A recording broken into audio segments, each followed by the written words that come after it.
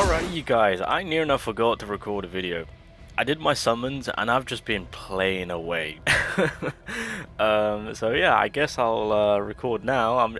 I don't know what it is, but I've just been enjoying the content lately. I don't know what it is, but anyway, finally getting around to do a video. My apologies, I'm late. I'm very, very late to the party, but like I said, hey, I'm enjoying myself. So this is kind of where I've got my Esil at right now. You know, with her weaponry, with her levels, advancements, etc. Obviously, that's kind of where I got her. Level 7 across the board, decided to cap out on the ultimate. I'm gonna be honest, the ultimate being at level 10, I was expecting a little bit more in terms of damage, I will say that. But the plus side is I started the game with her ultimate at the ready, so that's fantastic, you know. If you're talking about gears, I started off having a full greed set, kind of typical. But then I was advised to kind of throw in an expert set, which I did, and I'm gonna be honest, I do kind of like what was being cooked up here. I've also got a solid analysis set, so if I want to opt out doing solid analysis with expert or greed, I can do so. That's kind of like the gear sets that I switched from. So full greed, expert, solid analysis, expert. Those are the sets that I've got right now. The solid analysis, I haven't further enhanced it, but my greed and my expert sets have been enhanced specifically for Esil. At a later time, I will then enhance furthermore the solid analysis set if I want to cater more to getting a quicker breakage for Esil. So that's kind of like the gear set that I'm working with. Would I suggest that? Of course, yeah. I mean, it's working for me, so. And then, of course, when it comes to the cores, pretty much just heavily went on the defense pen. So obviously with the first one, additional attack, defense pen, increase attack by 5%. Yeah, just had to kind of work with what I've got. So just realistically with these last two, I just kind of wanted to go opt out with defense pen. And then in terms of what the cores are, kept with the shield, because why not? Get a shield at the very beginning too, that's also huge. And then, yeah, keep on helping out with the power gauge, or restoring the power gauge, because yeah, I want to keep getting those ults, so that's kind of what I'm working with when it comes to the cores. But either way, yeah, no, this is kind of working for myself personally, with how she's being cooked up. I was trying to shoot for 30k attack, but I'm nearly there, so I can potentially get that. I just need to work a little bit more onto her. But that's kind of where I'm at right now with my Esil, of course, on how she's working. Now, I'll be honest, because again, the biggest comparison between her, it is between her and Emma. I'm gonna say this right now, I don't know how others are feeling about her in terms of with what I've seen about her being mid, etc. I like her. I prefer her, if anything. The big thing that you need to realize is, as a breaker, she's great, right? Personally, her and Emma, in terms of like how quick they can break, it's fairly similar in terms of the quickness, the time-wise, with each of them breaking between her and Emma. So in that perspective, if you want to rely on Emma, you can do so if you don't want to chase for Esil and save up furthermore. That is 100% an option if that's what you're looking towards in terms of the breakage power between the two girls. It's practically very, very same. You have to realize that Esil is bringing a little bit more to the table in terms of an overall team perspective. Because you've got to keep in mind, she's given an additional 9% attack, was it 12% defense pen. Her weapon alone gives off an additional attack of, was it 2400? More towards Suyun or anyone with a crit, but typically whoever has the highest crit more than likely will be your main DPS. So Suyun, of course, will get an additional 2400. And then when it comes to you know, looking towards the debuff side of things towards the enemy, of course, you can maximize on an extra 30% on an extra damage that will be applied. And I don't know about you, but in terms of her breakage, I kind of like her more than Emma. Now, I will say Emma's second skill is by far, you know, I love that. Was it the second skill or the first skill? Basically the coverage. I do like that. But I must say, I'm starting to focus and cater more to Esil a little bit more. I just prefer her. I really do. And plus, with where the content is at right now, she is cracked in that perspective. Just you have to look at it this way. So, by the way, I'm doing floor 60, so putting a little bit of challenge into her. Obviously, we have to keep up with the consistency of the breakage.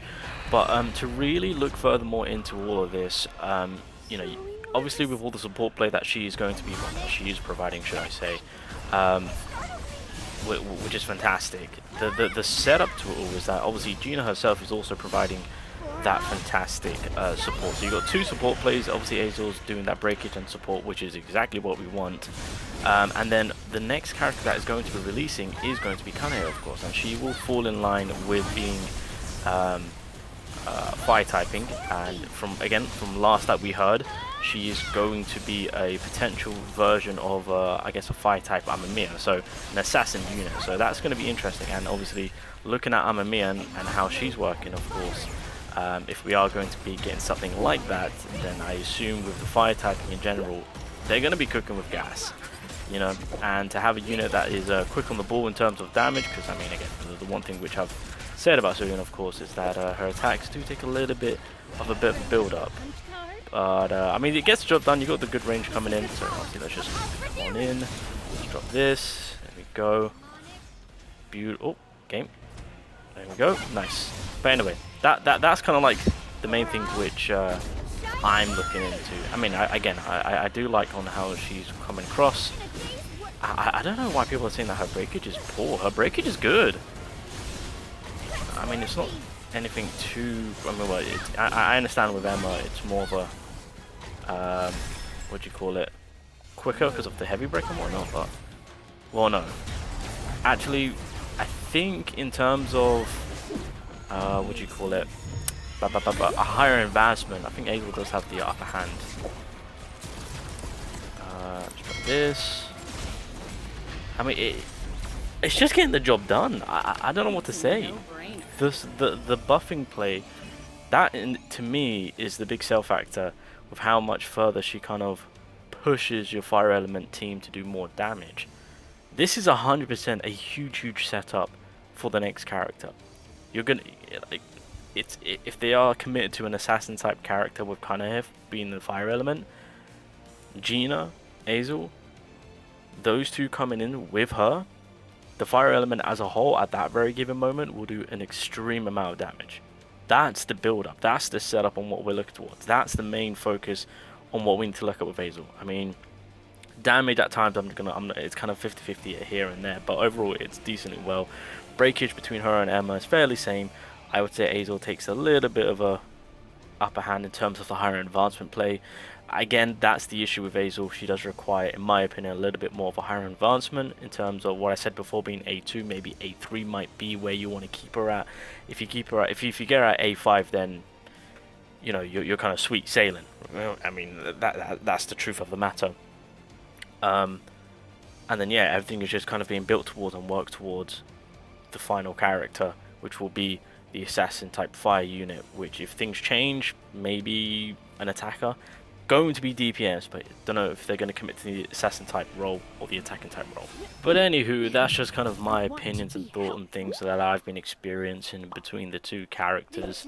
Well, I say two characters, mainly between her and Emma, of course. Now, again, with everything that I've mentioned, if you would like to kind of ease up and still rely on Emma, hand on heart, yeah, you can do that. In that perspective, in that manner, when it comes to utilizing her as a breaker, you can 100%, no doubt in my mind, decide to skip, utilize Emma furthermore, to then obviously cater more for the DPS side of things and get Esil at a later time. That is 100% a valid option, and I'm not going to change my mind on that one, 100%. However, like I said, the big thing that realistically she's got going on is the fact that she can kind of, well, no, it's the more on the buffing side of things, right? The amount that she can actually provide for the team in terms of yeah, for the DPS to actually get that more firepower going in there, of course. That's to me is huge.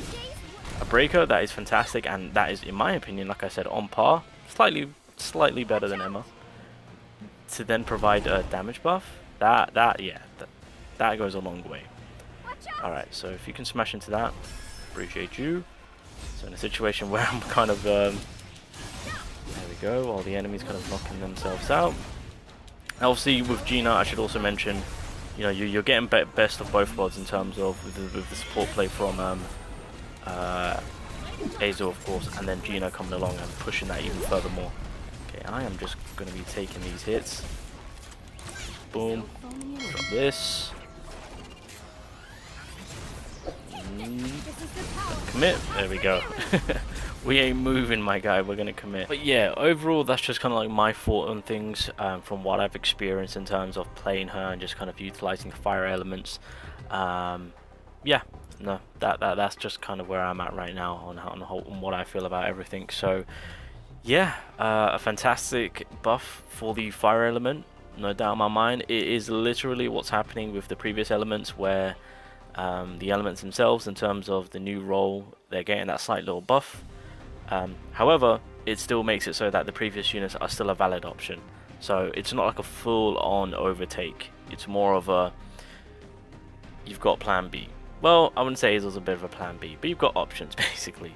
But it is setting up the V2 version of the fire element team. You can still maximize and capitalize on V1, but V2 is there, and it's coming in hot with that huge increase of damage. And obviously, the biggest sell factor is that this character, for Workshop of Brilliant Light, gets that increase of 24%. So that's why I say, in terms of the content that we've got going on right now, she will have that upper hand in terms of in that situation. So sell factor right there.